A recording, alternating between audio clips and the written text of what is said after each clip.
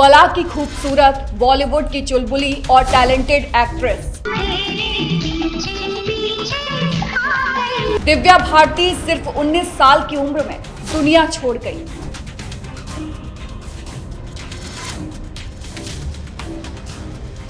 पिता के खिलाफ जाकर शादी की, पर 1 साल बाद ही मौत हो गई।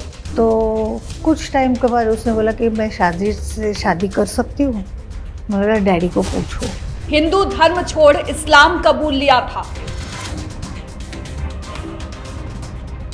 दिव्या का नया नाम सना नाडियावाला रखा गया।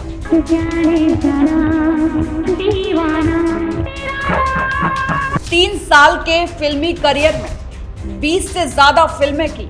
तो मर नहीं जाते तो सबका वो फेल कर देते।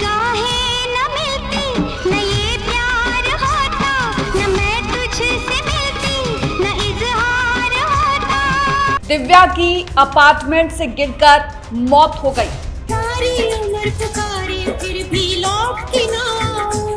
अस्पताल ले जाते वक्त वो जिंदा थी, लेकिन वहां पहुंचने पर उन्हें मृत घोषित कर दिया गया। अगर मालूम होगा किसी को तो दिव्या को या भगवान को।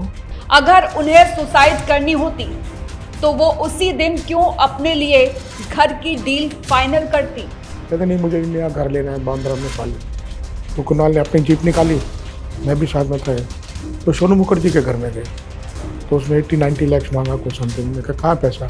कहते पैसा हो जाएगा, मैंने पिक्चर साइन की।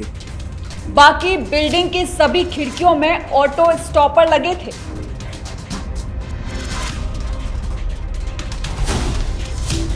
कोई ऐसा था जो नहीं चाहता था कि वो बॉलीवुड में आए।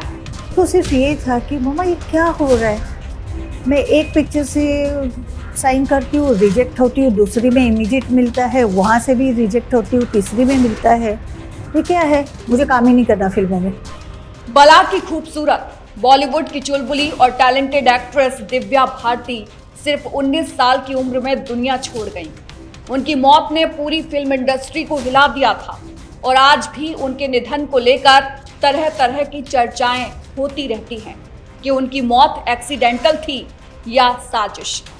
नमस्कार, मेरा नाम है भारती बघेल और आप देख रहे हैं न्यूज़ वॉच इंडिया का खास कार्यक्रम आज का बड़ा सवाल। बॉलीवुड में कई प्रेम कहानियां देखी हैं, कुछ अपना मुकाम हासिल करने में कामयाब रही तो कुछ अधूरी रह गई। वहीं कुछ रिश्ते ऐसे भी हैं जिन्होंने मुकाम तो हासिल किया था लेकिन रिश्ता लंबा नहीं चल पाया। यूं तो आपने बॉलीवुड में ऐसे कई कपल्स देखे होंगे जिन्होंने प्यार के खातिर धर्म ही बदल लिया। कोई मुस्लिम से हिंदू बना तो किसी ने इस्लाम कबूल लिया। ऐसे ही एक पॉपुलर हिंदू एक्ट्रेस थी जिन्हें मुस्लिम फिल्म मेकर से प्यार हो गया। फिर क्या था, पिता के खिलाफ जाकर शादी की, पर 1 साल बाद ही मौत हो गई। यहाँ किसी और की नहीं बल्कि दिव्या भारती की बात हो रही है।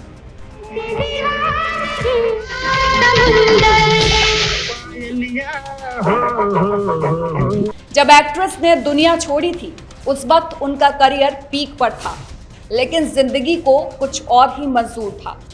दिव्या भारती इस कदर साजिद नाडियावाला के प्यार में थी कि अपने पिता के खिलाफ चली गई थी। वो जानती थी कि धर्म के चलते पिता शादी के लिए कभी नहीं मानेंगे। यही वजह रही कि उन्होंने घर पर बिना बताए पहले शादी की, फिर उसे छिपा कर रखा। तो कुछ टाइम के बाद उसने बोला कि मैं शादी कर सकती हूँ। मैं बोला डैडी को पूछो। तो डैडी वॉज अगेंस्ट, उनके अपने ख्यालात थे, तो मना किया था। 10 मई 1992 को एक निजी समारोह में एक्ट्रेस ने साजिद नाडियावाला से शादी की थी। 18 साल की उम्र में एक्ट्रेस ने हिंदू धर्म छोड़ इस्लाम कबूल लिया था, साथ ही नाम बदलकर सना रख लिया था। दिव्या भारती ने साल 1992 में फिल्म विश्वात्मा से बॉलीवुड डेब्यू किया था। साल 1992 में ही दिव्या भारती की 12 फिल्में रिलीज हुई थी। किसी भी एक्ट्रेस के नाम ये रिकॉर्ड नहीं है। इन 12 फिल्मों में 16 और शबनम, दीवाना, बलवान, दिल आशना है शामिल हैं, जो हिट साबित हुई। एक्ट्रेस ने अपने निधन वाले साल 1993 में 4 फिल्में की थी, जिसमें रंग सबसे बड़ी हिट निकली। दिव्या ने अपने 3 साल के फिल्मी करियर में 20 से ज्यादा फिल्में की, जिनमें ज्यादातर बॉक्स ऑफिस पर सफल हुई। दिव्या ने 14 साल की उम्र से ही काम करना शुरू कर दिया था। एक्ट्रेस ने तमिल फिल्म नीला पन्ने से इंडियन सिनेमा में डेब्यू किया था। साल 1990 में एक्ट्रेस ने तेलुगु डेब्यू फिल्म बोबली राजा भी की थी।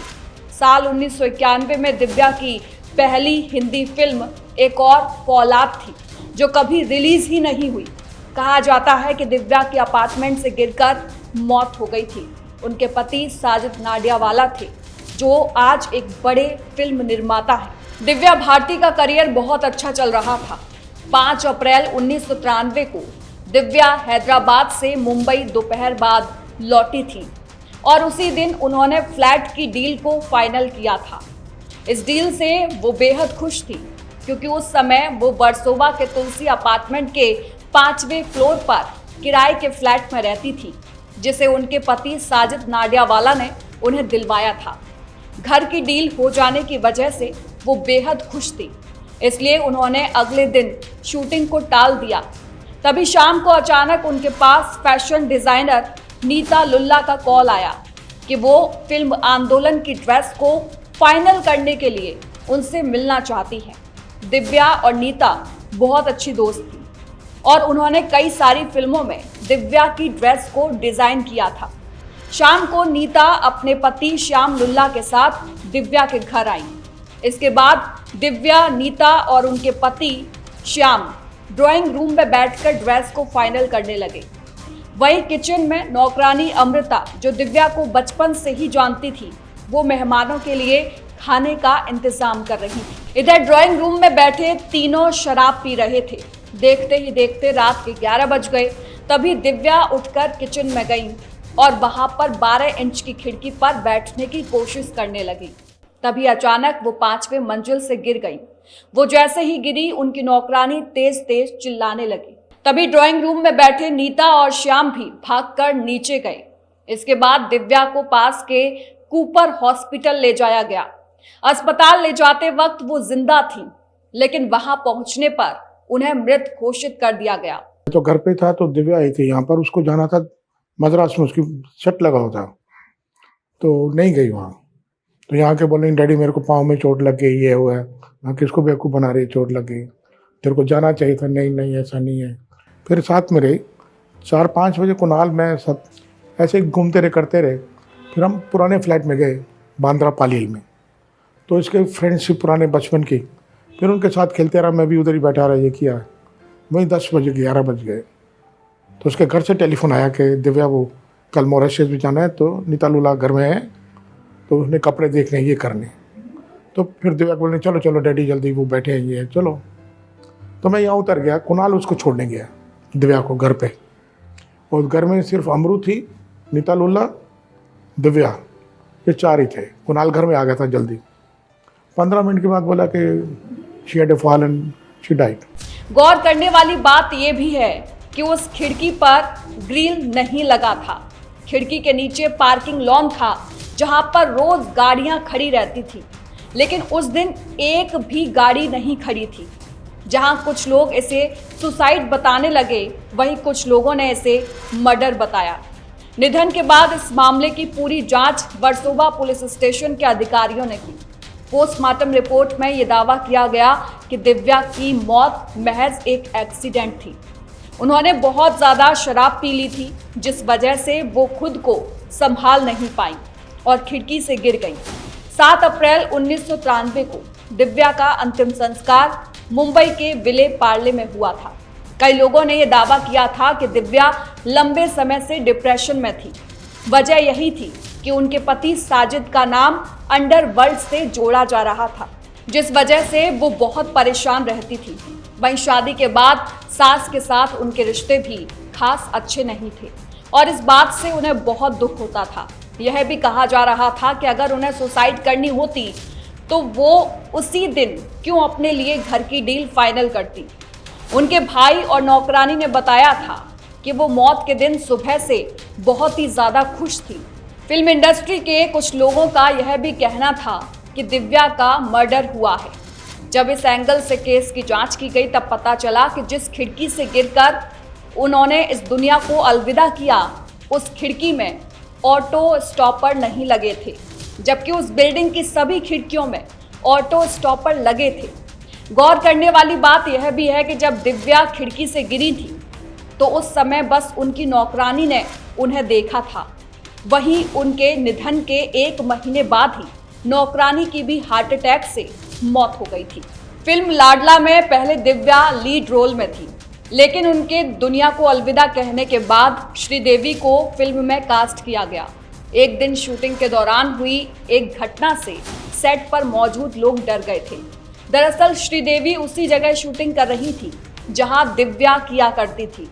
एक सीन के दौरान श्रीदेवी उसी लाइन पर बार बार अटक जाती थी जिस पर दिव्या भी अटक जाया करती थी। इस सीन में शक्ति कपूर और रवीना टंडन भी थे। श्रीदेवी को उस समय लाइन भूलता देख सभी घबरा गए थे। इसके बाद वहां पर गायत्री मंत्र का पाठ हुआ। ओम भूर्भुवस्सुवः। फिर श्रीदेवी ने बिना रुके शूटिंग पूरी की और फिल्म रिलीज हुई। फिल्म लाडला बॉक्स ऑफिस पर हिट साबित हुई थी। इतना ही नहीं, दिव्या भारती की मां ने बताया कि दिव्या अपनी मौत के बाद भी कई बार उनके सपनों में आती थी। इतना ही नहीं, जब दिव्या बॉलीवुड में आना चाह रही थी तो उन्हें ऑफर तो मिलता था, लेकिन बाद में उनको उस फिल्म से हटा दिया जाता था, जैसे कोई ना चाहता हो कि वो बॉलीवुड में आए। तो सिर्फ ये था कि मम्मा ये क्या हो रहा है, मैं एक पिक्चर से साइन करती हूँ, रिजेक्ट होती हूँ, दूसरी में इमीडिएट मिलता है, वहाँ से भी रिजेक्ट होती हूँ, तीसरी में मिलता है, ये क्या है, मुझे काम ही नहीं करना फिल्मों में। कई लोग ये भी कहते हैं कि अंडरवर्ल्ड से साजिद नाडियावाला के कनेक्शन की बात उनको पता चल गई थी, जिसकी वजह से वो डिप्रेशन में रहती थी और फिर रास्ते से हटाने के लिए उनकी एक्सीडेंटल मौत की पूरी स्क्रिप्ट लिखी गई थी। बहरहाल पुलिस के अनुसार इस पूरे केस का सच यही है कि ये एक्सीडेंटल मौत थी। वहीं आपको क्या लगता है कमेंट बॉक्स में ज़रूर बताएं और वीडियो को शेयर ज़रूर करें ताकि आपका अपार स्नेह न्यूज़ वॉच इंडिया की टीम पर यूं ही बना रहे। ये आपका ही प्यार है कि हम 1 मिलियन सब्सक्राइबर्स को क्रॉस करके 18 करोड़ व्यूज़ पार कर चुके हैं। आशा है आपका ये प्यार यूं ही बना रहेगा और देश दुनिया से जुड़ी बड़ी खबरें हम पूरे फैक्ट्स के साथ सबसे पहले आपके पास लाते रहेंगे। नमस्कार।